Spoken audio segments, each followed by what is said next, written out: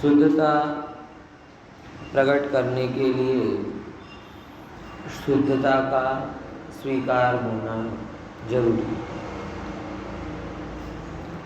जो विकारों के बीच में अपने आप को शुद्ध नहीं स्वीकार पाता, वो कभी विकार रहित शुद्धता को नहीं अनुभव सकता।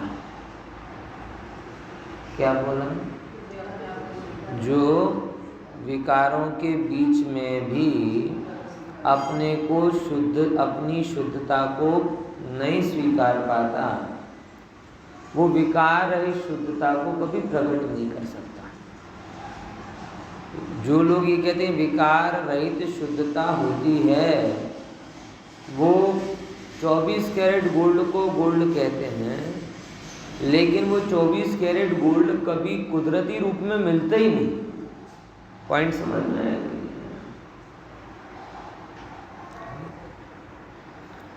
मतलब ये जिसने पाषाण के संयोग से सहित या स्वर्ण के संयोग से सहित पाषाण को स्वर्ण पाषाण माना, उसने उस पाषाण का शोधन करके सोने को निकाल दिया।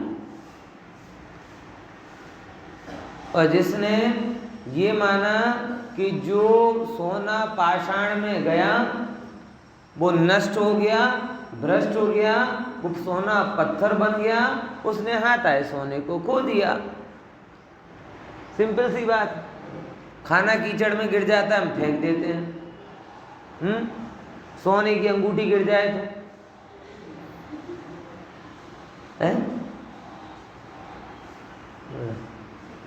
कल से आप लोग सोच रहे होंगे कि पंडित जी गोल्ड के पीछे पड़े। लेकिन समझो, सोना एक उत्कृष्ट धातु है, इसके लिए उत्कृष्ट धातु है, कीमती है, इसके लिए नहीं। उसमें काट नहीं लगता, वो स्वभाव रूप रहता है, ये उसका गौरव है। और आत्मा नियर अबाउट ऐसा है। कीमत बोले, कीमत तो सोना भी उसके आगे कंकर है।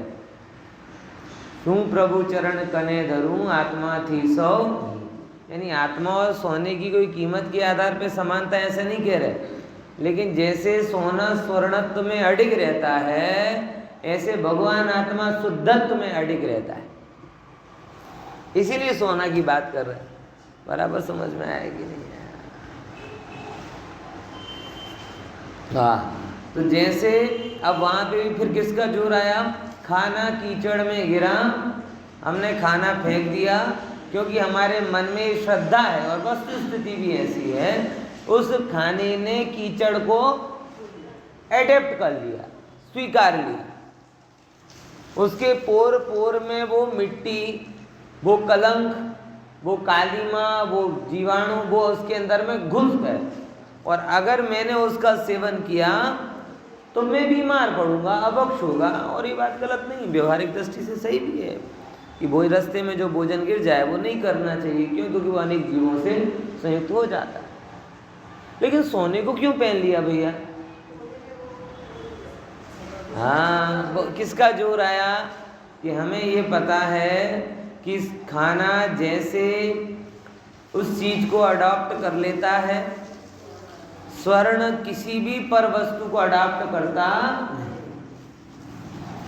अपने को छोड़े तो पर को ग्रहण करे, लेकिन छोड़ने का कोई सिस्टम, इसलिए ग्रहण करने का सिस्टम भी वहां बनता।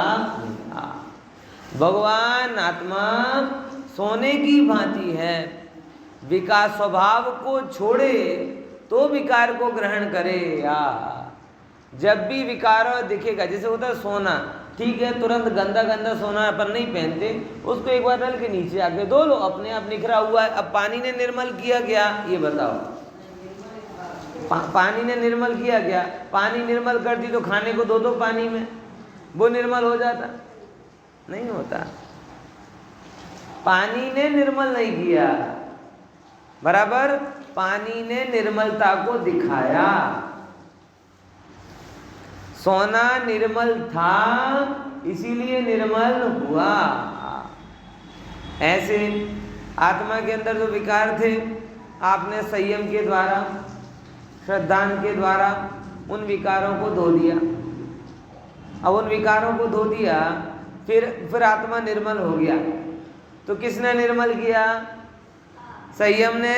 अरे नहीं, जैसे पानी सोने को निर्मल करता नहीं, सोना निर्मल था इसीलिए प्रकट हो जाता है।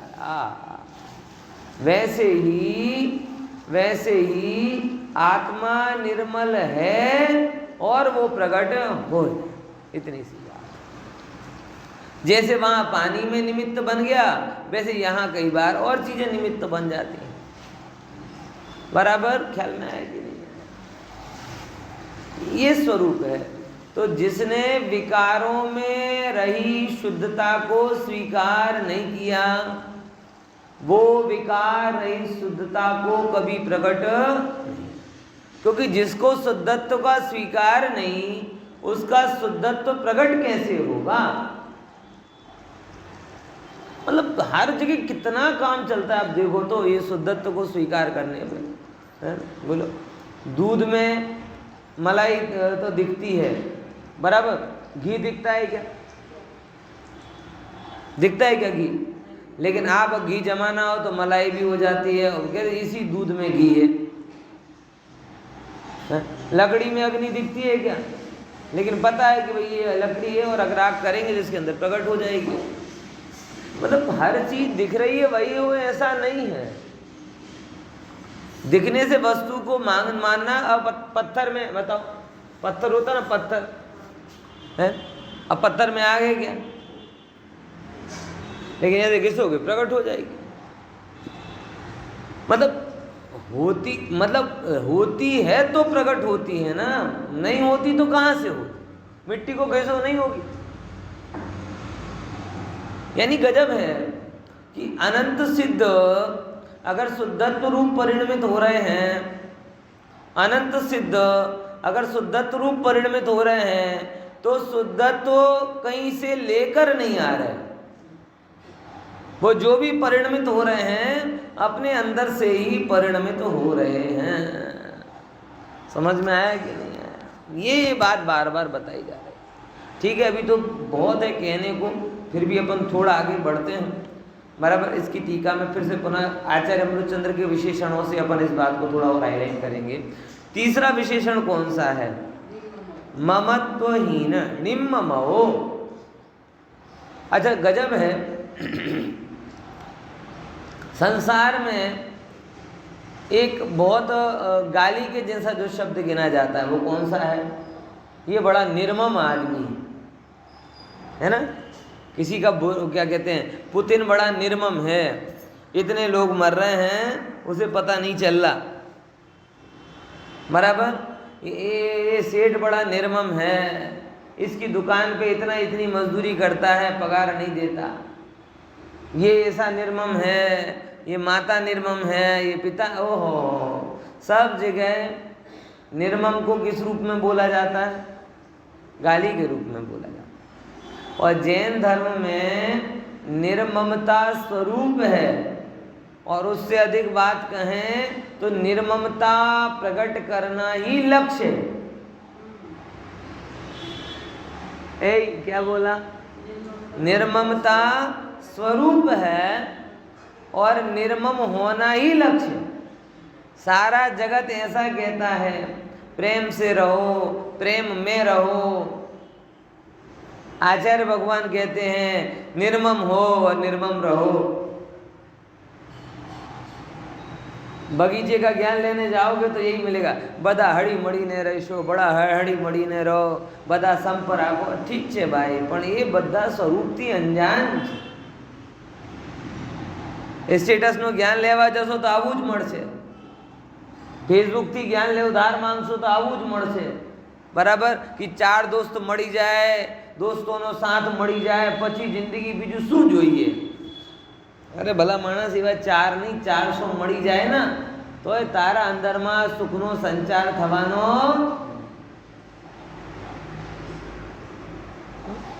પણ અત્યારે તો બધાને જ્ઞાનની ભરમાર છે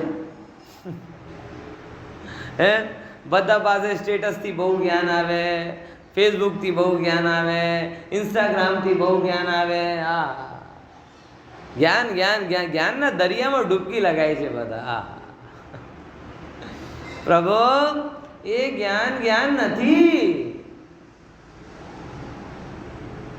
जो ममत्व को पुष्ट करे, राग को पुष्ट करे, वो ज्ञान ज्ञान नहीं.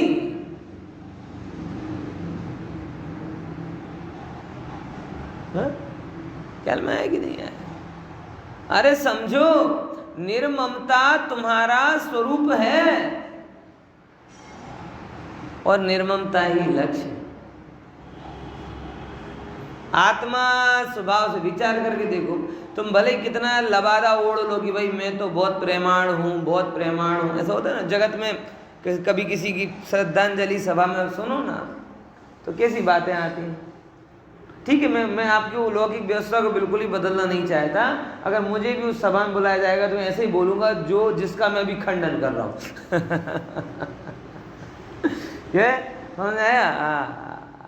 कि किसी की भी अगर श्रद्धांजलि सभा में बुलवाओगे तो अधिकतर यही बातें कही जाती हैं. कौन सी? ये तो बहुत प्रेमाळ स्वभावना हता, एक सारा पिता हता, ना सारा पति हता, मैं बधाना ध्यान राखता था, एक वस्तु एमनी ध्यान में रहती थी, कोईનું કંઈ પણ એમને થાય તો ગમતું નહોતું. આવી રીતે બહુ જ ઉત્કૃષ્ટ. અને લોકો આમ આંખોમાં આંસુ ભરી ભરીને બધું સાંભળે. હા, કેવા સરસ, કેવા સરસ. ઓહો. પણ ભાઈ થોડુંક વિચાર કરો. ચલો આપણે સ્વભાવથી નહીં જોઈએ, પર્યાયથી જોઈએ. પર્યાયમાં રાગ છે? હા, તો ના પર્યાયમાં રાગ તો અમે તો સારા છીએ ને રાગવાળા, અમે નિર્મમ નથી. પણ ભાઈ થોડું વસ્તુસ્થિતિનો વિચાર કર. તારા એક પુત્ર થયા છે આ ભાવમાં, પણ અનંત ભાવમાં કેટલા પુત્રો થઈ ગયા? શું એના પ્રત્યે પણ હજી રાગ છે? તારી એક પત્ની અહીંયા છે, કાં તો પતિ છે, બરાબર, અને તું બહુ જ પ્રેમાળ છે એના પ્રત્યે. પણ શું ભૂતમાં કેટલી પત્નીઓ और કેટલા પતિ થઈ ચૂક્યા છે? શું બધું યાદ છે? અને ગમે તેવી તમે વાત કરો, राग तो हल्दी के जैसा होता है भाई साहब, वो धूप में आते ही उड़ जाता है. इसमें कोई भी आश्चर्य नहीं करना. ये जो आप राग के रंग को परमानेंट समझते हो, ये भूल है. और यही सब जगह झगड़ा करवाती है. पहले ऐसा प्रेम करते थे, अब ऐसा नहीं होता. पहले इतना ध्यान रखते थे, अब ऐसा नहीं. अरे भाई तू समझ जरा, वस्तु की स्थिति ऐसी है. राग हल्दी के रंग के जैसा होता है. एक व्यक्ति, राग की परंपरा बड़ी गाढ़ है. सम दो बातें हो रही हैं. एक तो राग करने की भूल जो कंटिन्यूअस है, और एक राग का इफेक्ट जो क्षणिक. क्या बोला? राग करने की भूल, भूल बहुत लंबी, अनादि से एक को छोड़ेगा दूसरे में राग करेगा, दूसरे को छोड़ेगा तीसरे में राग करेगा. अरे हर जगह मैंने देखा है, जो बदलने वाली चीजें होती ना, वो जीव हर एक बदल देता है जहां तक उसका बस चलता है. कपड़ा है, थोड़े टाइम तक अच्छा लगेगा, बदल देगा. मोबाइल है, थोड़े टाइम तक अच्छा लगेगा, बदल देगा. गाड़ी अच्छी लगेगी, बदल देगा. मकान अच्छा लगेगा, बदल देगा. वो तो कुछ चीजें बदल नहीं पाता, मन तो उसका भी करता है. और विदेशियों ने किया. भारतीय परंपरा में था कि भैया जन्म विवाह हुआ तो वो मरण तक. उन लोगों की ऐसी क्या बात है, हम बदल देंगे, 2-3 बार कर लेंगे. अब चलो वहां पे भी अटक गए. अब शरीर का क्या करें? बदलना तो उसे भी चाहते. तो जहां जहां बदलने का स्कोप होता है, शरीर, चेहरा नहीं बदल पाते तो चेहरा पे वो कर देते हैं. बाल नहीं बदल पाते तो बालों में कलर कर देते हैं. कहीं वो भूरे बिल्ली के जैसे बाल हो जाते हैं, क्या बोलते हैं उसे, बड़े विचित्र से लगते हैं वो. बाल बराबर है, वो उनको ना काले रखते ना सफेद रखते, वो कोई इदम तृतीयम होता है. बस जहां पे भी उसको बदलने का स्कोप मिलता है, प्लास्टिक सर्जरी करवा लेता है. आपको क्या लग रहा है ये सब देख के? मतलब क्या बताना चाह रहा हूँ मैं आपको? मैं ये सब बताकर आपको ये बताना चाहता हूँ कि कैसे भी संयोग हो, उस संयोग के प्रति राग उड़ ही जाता है। राग में टिकाए रखने की ताकत है ही नहीं, क्योंकि राग की प्रकृति उड़ने वाली होती है। कि नहीं है? और भारत में भी जो एक अच्छी पारिवारिक व्यवस्था बनी है, इसका कारण कोई राग की प्रचुरता ऐसा नहीं है, राग की प्रकृति का ज्ञान है। राग की प्रकृति का ज्ञान मतलब क्या, कि एक संयोग को छोड़कर दूसरे संयोग में भी जाएंगे तो जो भूल यहाँ हो रही वो वहाँ होगी, दूसरे को छोड़कर तीसरे में जाएंगे तो जो भूल यहाँ हो रही वहाँ हो रही, यानी ऐसे ही भटकना है। तो जहाँ है वहाँ स्वरूप में समझकर राग को बदलने का प्रयास नहीं करो, राग में नहीं हूं ये स्वीकारने का प्रयास करो। पॉइंट समझ में आ रहा है? गहरी बात जो अभी तक नहीं समझ पाए ना, वो व्यक्ति फांफे मार रहा है। नौकरियां बदल रहे हैं, संबंध बदल रहे हैं, सर्किल बदल रहे हैं, बदलना, ओहो ये बदल लो वो बदल लो, यहाँ जाता है तो वहाँ का राग छूट जाता है, वहाँ जाता है तो यहाँ का राग छूट जाता है, वहाँ से वहाँ जाएगा, ऐसे ही करके छूट छूट छूट छूट, वो तो छूटेगा, उसमें कोई नवाई नहीं है। लेकिन वो छूटते हुए भी वो सुखी नहीं हो पा रहा, सुखी नहीं हो पा रहा। कारण क्या है कि वह राग को बदल रहा है, जबकि राग से दृष्टि बदलनी थी। तुम संयोग बदल रहे हो, जबकि संयोगों से दृष्टि बदलनी थी। संयोगों से दृष्टि बदल दो, संयोग तो अपने आप बदलने वाले हैं, और ना भी बदले तो मेरा क्या लेके जाते।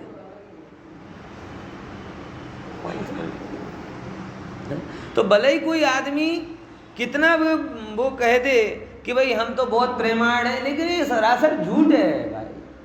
व्यक्ति राग की कितना भी कर ले, कहाँ तक राग करेगा, किससे राग करेगा, कब तक राग करेगा?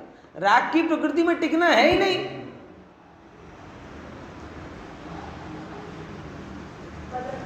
हाँ, छोटे होते हैं मम्मी पापा के प्रति प्रबल राग होता है, बराबर। बड़े होते हैं मित्रों के प्रति हो जाता है, फिर थोड़े और होते हैं तो क्या कहते हैं अपने पति के प्रति या पत्नी के प्रति हो जाता है, फिर थोड़े और बड़े हो जाते हैं तो पुत्रों के प्रति हो जाता है, फिर और बड़े हो जाते हैं तो पुत्र के पुत्रों के प्रति हो जाता है। क्या कहाँ टिका है? शरीर के प्रति भी देखोगे तो जब आपका शरीर कहते हैं बालक था, तब आपका ये राग था कि मैं अच्छा लंबा हाइटेड हो जाऊं, बराबर। फिर जब अच्छा लंबा हो गया तो अब सुंदर हो जाऊं, बराबर। अब सुंदरता को के लिए राग आ गया। अब सुंदरता के बाद में थोड़ा क्या हो जाऊं, स्वस्थ रहूं, इसका राग, फिट फाइन रहूं। स्वस्थ के बाद में फिर 50 साल इस राग में निकल गए, जब उसमें भी हार गए, शरीर में रोग आ ही गए, तभी कहते बस ठीक है काम चलता रहे, इतना बहुत है, अपने को कहाँ हम हिमालय चढ़ने जाना है। उसमें भी हार गए तो फिर ठीक है बस जीवन चले, बहुत है। उसमें भी हार जाओगे, जीवन चला जाएगा, अगली पर्याय फिर से चक्कर शुरू। फिर पैदा होना है, बड़ा होना है, सुंदर होना है, स्वस्थ होना है, चलते रहना है, मर जाना है, फिर अगली पर्याय में चक्कर शुरू।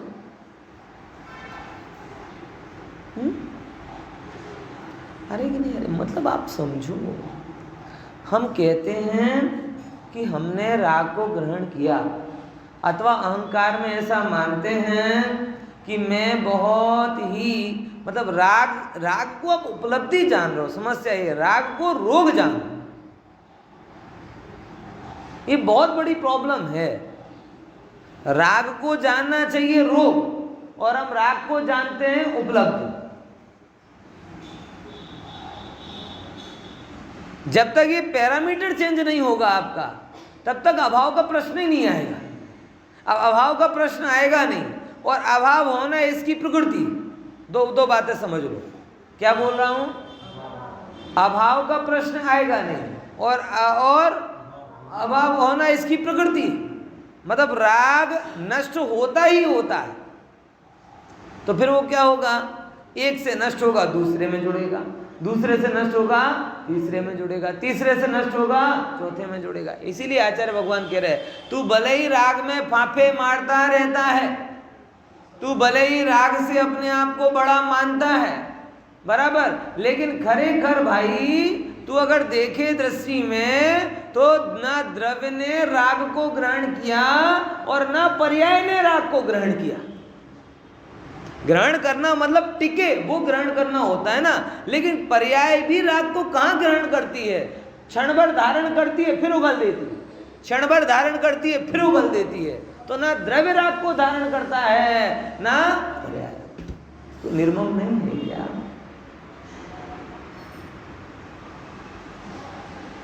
है, मुझे पता है आज आपको बड़ा अजीब सा लग रहा होगा, क्योंकि वो सुनने की ही याद ही है ना, प्रेमाण है, बहुत सरस है, ऐसा है वैसा, ये अच्छा लगता है। और ये कह रहे निर्मम है तो अजीब लग रहा है। और इन शब्दों के लवादे में हम अपने आप को बड़ा क्या कहते हैं, अच्छा मानने लगते हैं।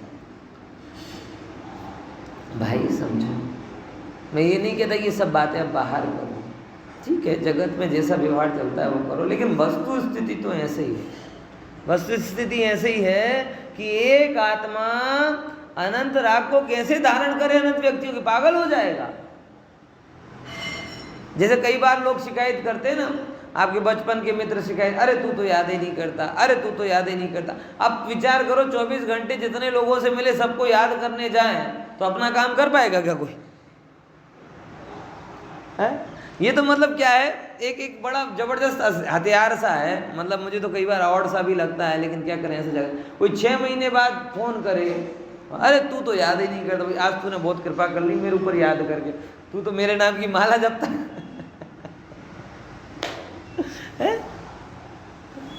क्या जरूरी कि सब कोई याद ही करता है? सब अपने अपने चिंतन में रहे, कोई ठीक नहीं लगता क्या? नहीं, लेकिन रागी जी भी मान नहीं पाए।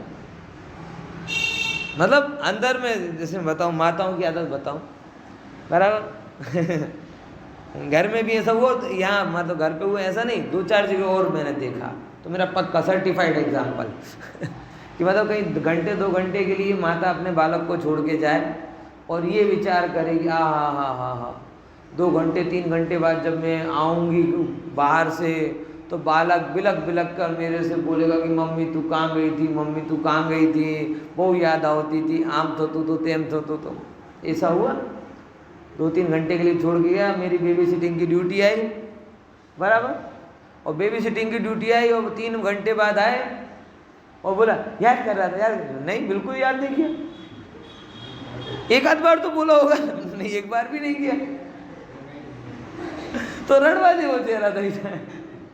बताओ, कोई याद ही नहीं करतो, હું એટલો યાદ કરતી હતી એને, અને એને એક વાર નામ પણ નથી લીધું। ऐसा एक जगह नहीं, 2-4 जगह देखा, मैंने गजब है, माँ क्या चाहती है बेटा आनंद में रहे। मैंने भाई कोई दुख क्या था तुझे, कोई रो तो रहा नहीं था, कोई तकलीफ तो थी नहीं, तकलीफ भी नहीं थी, रो भी नहीं रहा था, लेकिन याद तो करવું જોઈએ ને। अब ये चक्कर, ये ममत्व परिणाम आपको सुखी करना चाहता कि दुखी है? अंदर में जीव समझता नहीं इस बात को, बराबर। फोन उठाए 2-3 घंटे बाद ऐसा विचार करता है कि 10-15 लोगों के मिस कॉल पड़े होंगे और देखा कि कुछ नहीं, हाँ कोई याद नहीं करता। अरे सब अपने अपने में मस्त हैं, तुम अपने मस्त हो जाओ, है क्या? इसका ये मतलब नहीं उपेक्षा, लेकिन आप समझो प्रकृति की व्यवस्था ऐसी है?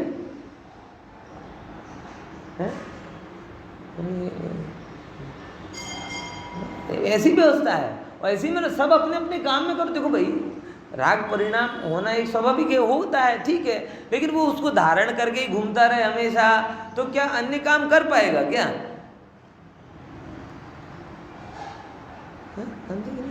अब इसे लोग कहते हैं कि साहब ये तो तुम्हारा स्वाद आए तो याद कर लिया। अरे भाई ठीक है, आदर भाव अपनी जगह होता है, मानता का भाव अपनी जगह होता है, लेकिन एक जगत की वस्तु व्यवस्था अपनी जगह होती है, और हमें उस चीज़ को समझना चाहिए ब्रॉड वे में। हमें क्या करना चाहिए? उस व्यवस्था को समझना चाहिए। इसका ये कतई मतलब नहीं निकालना कि मैं कोई मेरी बातों से किसी अन्य की उपेक्षा करे, और उपेक्षा करे तो उसका दुष्परिणाम वो खुद भोगे, मेरे पास शिकायत करने ना। मैं जो जीवन का परम सत्य आपके सामने बता रहा हूं कि प्रत्येक द्रव्य हमेशा, भले ही वो कितना भी क्या कहें राग वाला क्यों ना हो, लेकिन कंटिन्यूअस राग के साथ में जीवन नहीं जी सकता। क्यों? क्योंकि ना तो द्रव्य राग को धारण करता है और ना पर्याय राग।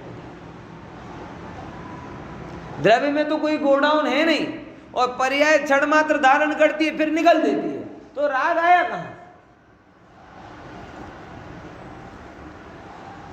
आएगी नहीं बात समझ?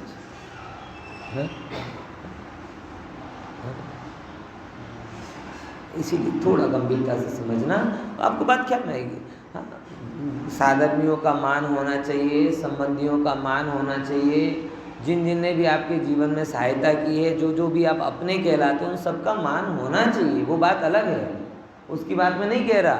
उपेक्षा भाव नहीं करना, किसी का क्या कहते हैं हे रूप में नहीं देखना। और गजब बात ये है, मैं दूसरी बात और कह दूं, आपको वो संबंधी बुरे लगने लगे और जिसके कारण यहाँ तो कह रहे आत्मा की धुन में होने छोड़ो।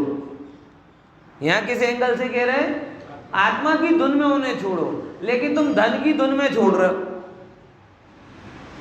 मतलब तो गलत कर रहे हो भाई। देखो, राग तो राग है। अगर संबंधियों का राग तुम्हें राग लगा तो धन का राग आग क्यों नहीं लगा? अपने शरीर का राग आग क्यों नहीं लगा? मतलब मेरी बात को अगर आपको गलत लगाना है तो आप ऐसा कर सकते हो, कैसा कि पंडित जी ने बहुत बढ़िया, वैसे अब कौन कौन का जवाब कर, इसलिए सब अपने अपने मगन रहो, हम अपने मगन हो। अपने मगन करने वाले स्वाध्याय करते, अपने मगन लेने वाले आत्मा का ध्यान करते हैं, नोट नहीं गिनते, व्हाट्सएप नहीं देखते। गजब है।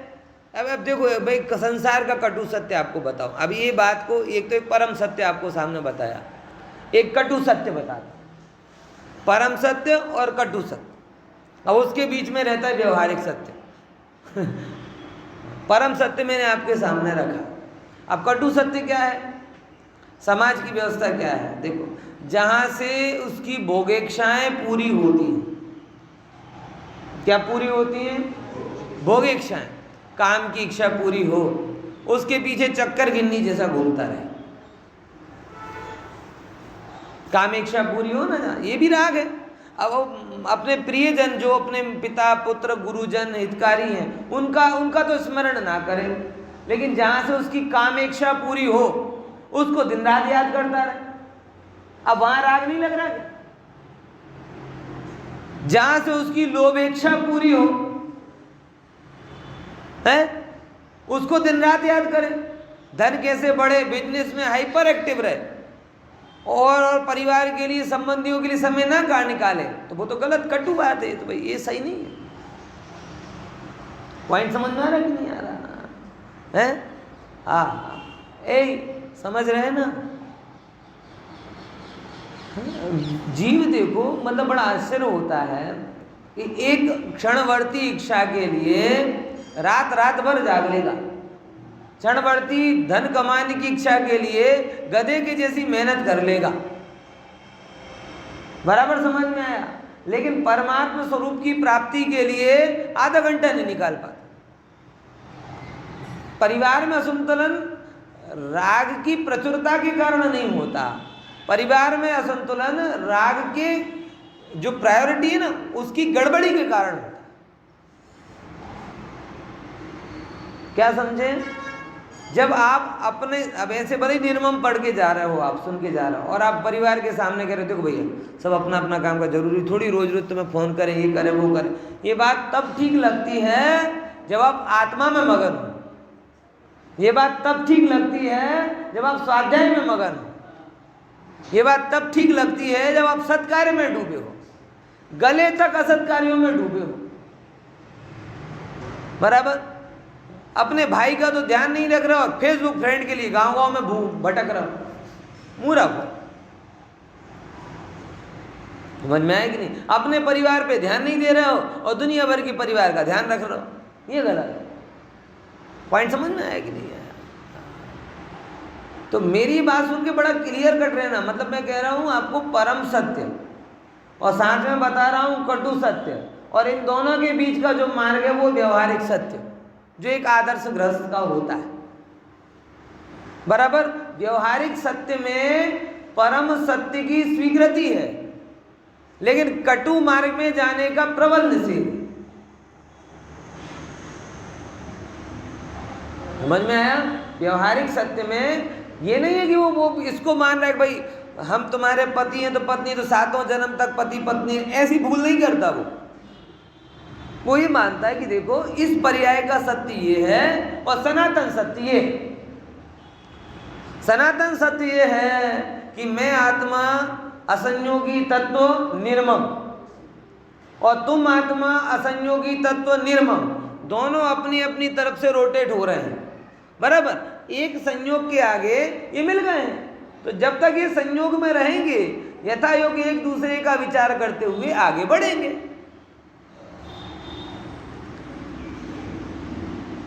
कितनी सहज स्वीकृति है? समझ में आया कि नहीं आया? बिल्कुल सरल सा कि जैसे सेकंड का कांटा पूरे एक वर्तुल में घूम जाता है तो मिनट का कांटा एक इंच आगे बढ़ जाता है। मिनट का कांटा पूरे में घूम जाता है तो घंटे का कांटा बढ़ जाता है। इसमें कोई नहीं, ऐसे जीवन में सब साथ में घूम रहे हैं, जितना आगे बढ़ना होगा तो बढ़ेंगे।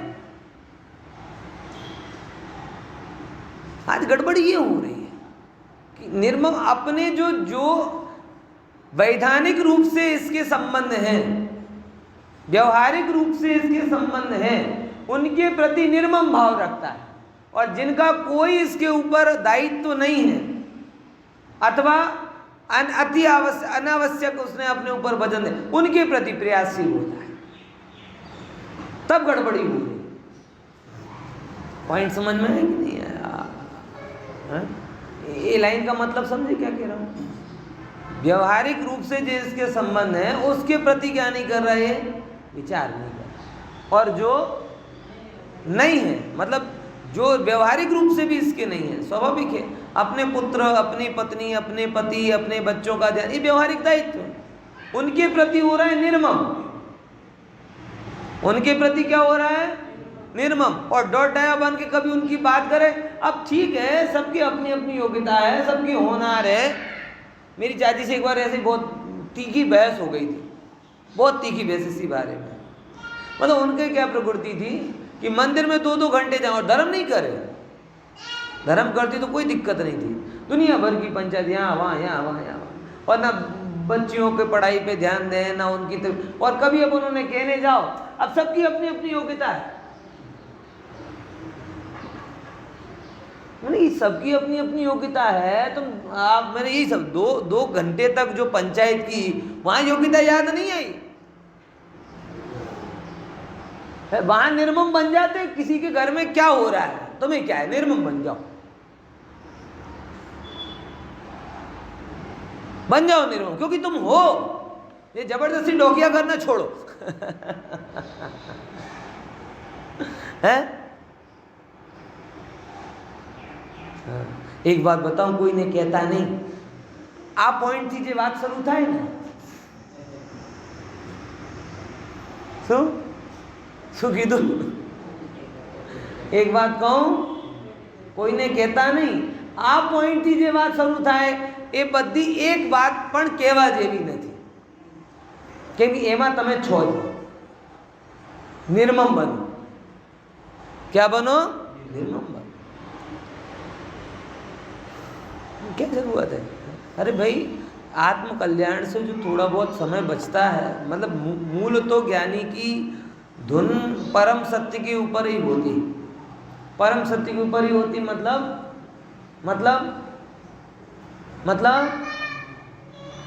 कहाँ हो? परम सत्य के ऊपर रहती है। मतलब ये भगवान आत्मा कहाँ है? ओहो भिन्न है, भिन्न।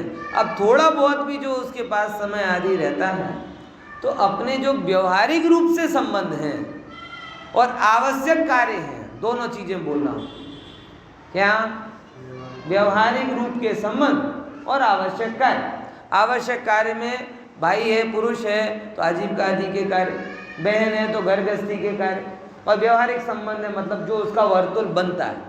ये कोई वर्तुल बनता अपने आप बन जाता है, वो उसमें क्या करोगे तुम? मतलब मैं तो कई बार विचारता हूँ मैंने तो कभी कोई सोचा नहीं कौन क्या होगा, लेकिन तो भी संयोग सब बनते गए कि नहीं बनते गए? बनते ही कहाँ जाएंगे? जहाँ जिस कुल में तुम जन्म लोगे वो तुम्हारे शरीर के जनक तुम्हारे माँ बाप बन जाएंगे, उसके साथ के सारे संबंध, मतलब उसमें कोई तुम्हारी चॉइस नहीं चलती, ऑलरेडी हैव डिसाइडेड होगा ना कहीं, कोई तो तुम सम्मूर्छन के जैसे तो पैदा हो गए नहीं है, समझे कि नहीं समझे? कोई माँ कोई पिता, और जैसे कोई माँ पिता बनता है तो कोई मामा बनेगा, कोई बुआ बने, सब है, पितृ की परंपरा है, माता की परंपरा है। तुम अजूबे थोड़ी हो कोई आकाश में पैदा हुए, ठीक है बन गए, अच्छी बात है। उनका भी कोई ऋणानुबंध होगा, हमारा भी कोई ऋणानुबंध है, दोनों साथ में रहेंगे, कोई आपत्ति नहीं। विवाह आदि होता है और बढ़ जाता है, कोई आपत्ति नहीं। अनावश्यक बढ़ाने की कोशिश नहीं करता, लेकिन संसार ऐसा है कि बड़े बिना रहता भी नहीं। सिंपल सी गणित है, अगर मैं किसी ऑफिस में जाऊंगा तो मुंह बना के थोड़ी बैठूंगा, निर्मम, तुमसे दोस्ती नहीं, तुमसे दोस्ती नहीं।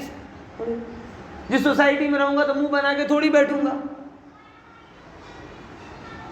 जिन लोगों के बीच में रहूंगा वहां पे बैठूंगा, उनके साथ में उठूंगा, चाय पानी नाश्ता भी ऐसे ही होता है। क्या करोगे? इसका कोई ऑप्शन है क्या आपके पास? हाँ ठीक है, कोई दिक्कत नहीं। एक बात समझ लेना, जो भी व्यक्ति आपके वर्तुल में आ रहा है, आपका उसके प्रति ऋणानुबंध है, उसका आपके प्रति ऋणानुबंध है, सिंपल।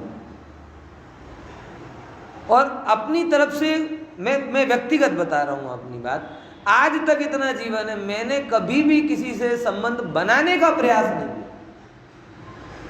कि इससे मुझे पहचान बनानी है, इसके निकट जाना है। सहज ही सब संयोग अपने आप क्या होते जाते हैं, समय प्रमाण में बनते जाते हैं। बनाने की व्यवस्था कभी नहीं करता, कभी आज तक, मतलब मेरी प्रकृति में ऐसे विकल्प आते भी नहीं है, कभी नहीं आते आज तक। कोई जिसे बहुत धन वाला भी हो, पद वाला भी हो, पदवी वाला भी हो, कैसा भी हो, लेकिन मुझे कभी ऐसा भाव नहीं होता कि जाके इसको बताऊं कि मैं कौन हूं और आप कौन हैं, कि क्या है कि क्या नहीं है। ठीक है, वो जैसा होगा हो जाएगा, जब होना होगा तब हो जाएगा, जब राग बढ़ना होगा तो बढ़ जाएगा, और संयोग आ जाएगा, काल पक जाएगा, और चला जाना होगा तो चला भी जाएगा। इस बात का भी कभी रिग्रेट नहीं किया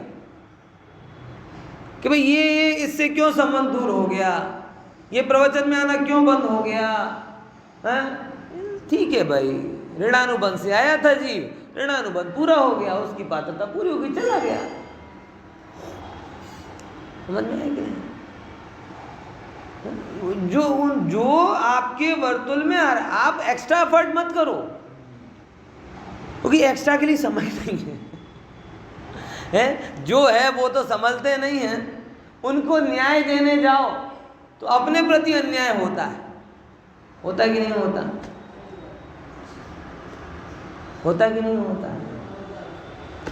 जो अपने हैं नहीं हैं, उनको संभालने में भी अपने के प्रति अन्याय होता है, तो जानबूझ के और जो नहीं हो उनको ले आओ तो और अन्याय में पड़ना है। इसलिए आत्मा निर्मम था, निर्मम है और निर्मम ही।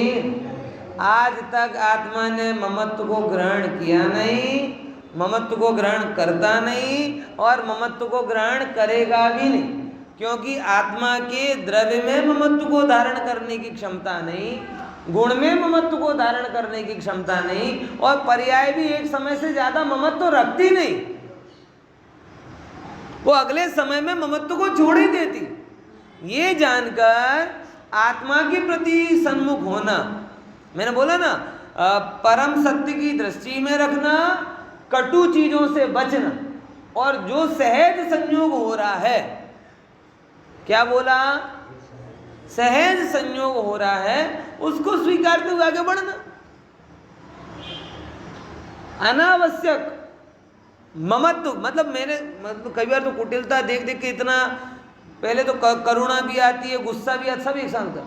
व्यक्तियों को देखा मैंने, ऐसा मुंह बना बना के बातें पूछते, घर की अंदर वाली हैं, सही में हाँ बहुत दुख हुआ, और फिर प्रबल राग देश मरी मसाला कर करके दूसरों को परोसते। निर्मम बन जाओ, निर्मम बन जाओ। किसी को क्या जान रहा है तुम्हें जानने की इच्छा होनी नहीं चाहिए। सहज जानने में जाए कोई दिक्कत नहीं है, या वो खुदा के आपको बोले तो कोई दिक्कत नहीं है, लेकिन जानने की प्रबल इच्छा कि नहीं मैं हूं और क्या कहते हैं एरिया का चौकीदार किसने बनाया तुम्हें, समाज का चौकीदार किसने बनाया तुम्हें। चौकीदार वकीदार कुछ नहीं, मैं चौकीदार हूं, मतलब अपना चौकीदार, अपने परिणामों का चौकीदार हूं, अन्य के प्रति तो निर्मम हूं। क्या बोला, मैं कौन हूं, अपने परिणामों का चौकीदार हूं और अन्य के प्रति निर्मम। नहीं है मुझे आवश्यकता किसी को जानने की।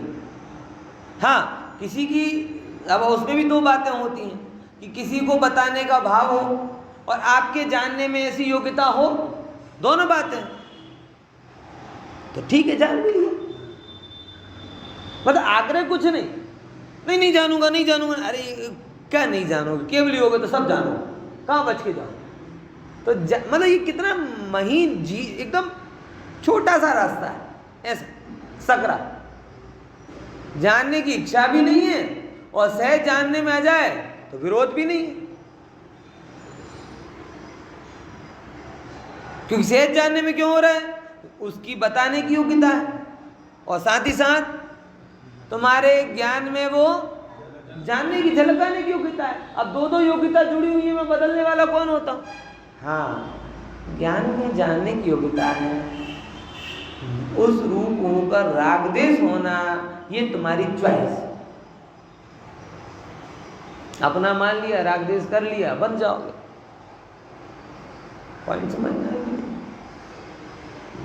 इसीलिए अन्य अनावश्यक चीजों को जानने में निर्मम बनो बुद्धिपूर्वक, तो भी सहज जानने में आ जाए तो मतलब ये कोई वो नहीं है अपन कि अपन वो उसके निर्धारक नहीं है कि अपन नहीं ही जानेंगे।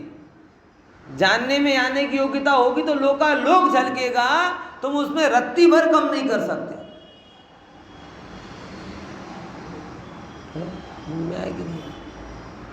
लोकालोक झलकेगा।